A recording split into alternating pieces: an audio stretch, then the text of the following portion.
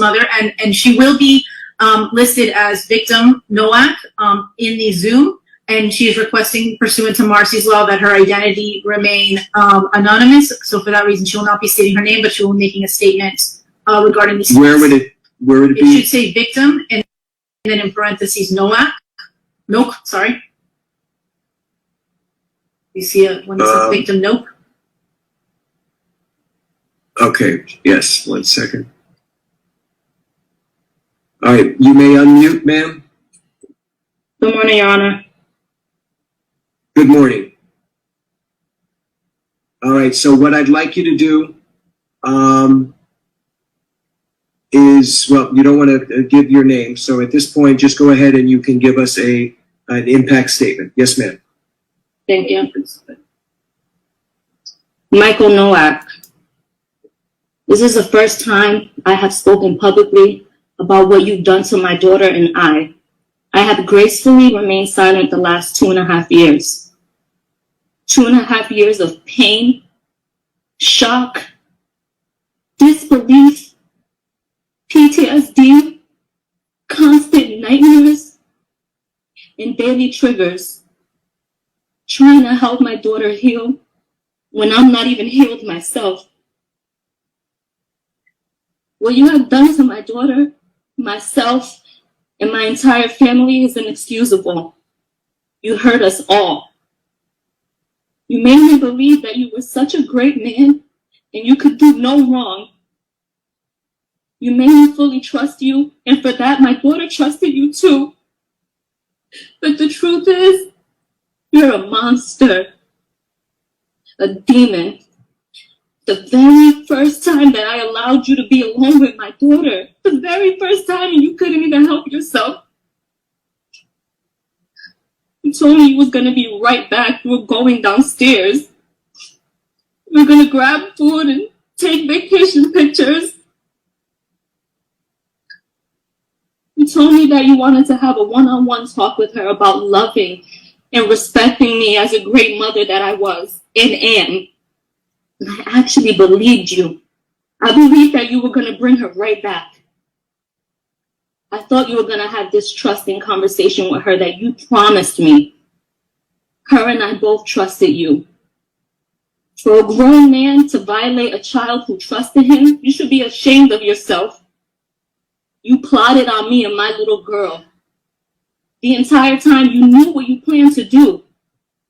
Isolate, intoxicate, then violate my baby. Shame on you. I trusted you to bring her right back. You were supposed to bring her back the same way that you took her. Instead, you drugged her and took advantage of her. You sexually abused her. You forced alcohol down her throat. You then forced her to see things that no child should ever have to see. You forced her to feel things that no child should have to feel. You forced her to accept violence that no child should ever have to endure. You forced drugs in her that no human should ever even ingest. She's my child. My baby. How could you? How could you? You could have killed her with all the drugs that were found in her system. Damn. And you thought your master plan was mapped out perfectly, huh? You thought I'd be dumb enough to believe you over my child. And you thought that money would blind me. You thought I was going to be so blinded that I wouldn't notice when you returned her with bruises all over her body and her mouth busted, uncontrollably shaking. Absolutely not. And although you executed your plan, and you got what you wanted those couple of hours, you actually failed. Because look where you're at right now. You have created a lifetime of trauma for my daughter and I. Before you, we never knew evil existed. You brought so much evil into our lives that early morning. And I'll never forget. I called you like 50 times and you wouldn't answer me. And I called her too, but you took her phone. You drugged my baby. You gave her no way to seek help. You left me no way to contact her or even know where she was. I get physically sick now whenever I'm away from my daughter because of you. something as simple as her going to school, I'm in panic mode. Because I'm scared when she comes back, she's going to be hurt all over again. I constantly have flashbacks of that night. And what she lives with is not okay. She feels uncomfortable around people and will live with this forever, and this is not fair to her. She never deserved this. Shame on you for forcing evil on our youth. And you know, for a year, I questioned, how could you even do this to us? Her and I did nothing wrong to you. We trusted you. I moved across the country because I believed everything that you told me. But it was pure manipulation I see now.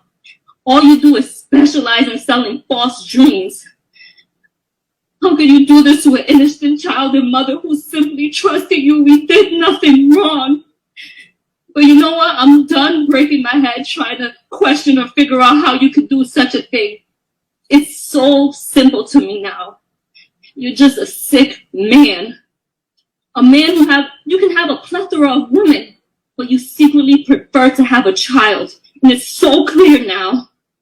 I will never be able to fully trust another person due to the betrayal that you've shown me. And for that, I was not willing to trust 6 strangers and go to trial. Nor was I going to put my daughter through an additional trauma. This plea was in our best interest. You and I both know the evidence is extremely substantial. But even with that, I refuse to have my child be tormented when she's done nothing wrong. All she holds is the truth. And I will say this, although you were so worried about being labeled a sex offender, you did us a huge favor by admitting to guilt, period. So for that, I thank you. I truly thank you.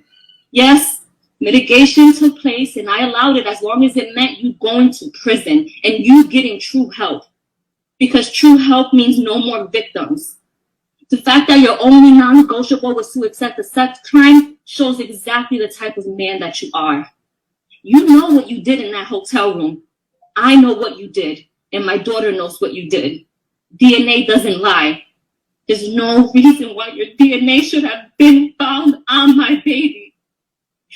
And yes, I satisfied your bogus request to not be labeled a sex offender, but it doesn't take away from who you truly are. I wasn't going to waste any time going back and forth with you over a label. God will judge you for exactly the person he knows you to be, a sexual predator. So rest assured, jail time equals jail time.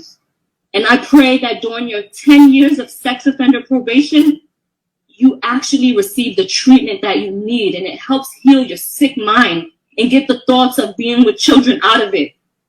All you care about is your pretend image. But I know exactly who you are now. You want to be this public figure, but you want to do all your evil acts in secret. You're so self-centered. That's why the last time I saw you on February 27, 2021, you fought me. You tried to hold me hostage from taking my daughter to the hospital. I'll never forget that cowardly look in your eyes. I'll never forget it. You were so scared. You were so scared because you realized you messed with the wrong one. Your last words to me, you held me and said, please don't go. You're going to ruin my career. Well, today, September 6, 2023, my last words to you are, I hope the next 17 years of your life, you're reminded of the disgusting, terrifying, unforgettable act that you've done to my innocent daughter. Shame on you. And although you've caused a tremendous amount of trauma for myself and my daughter, we will and will always be superior of you because a successful, honest career is something that you could never, ever have. We will both continue to stand against violence. My daughter will continue to persevere and be bright and intelligent and courageous young woman that she is. So Michael Nowak, I hope you enjoy prison and God bless you. Right. Thank you, ma'am. Thank you for your courage for speaking. It is heartbreaking, and my heart goes out to you.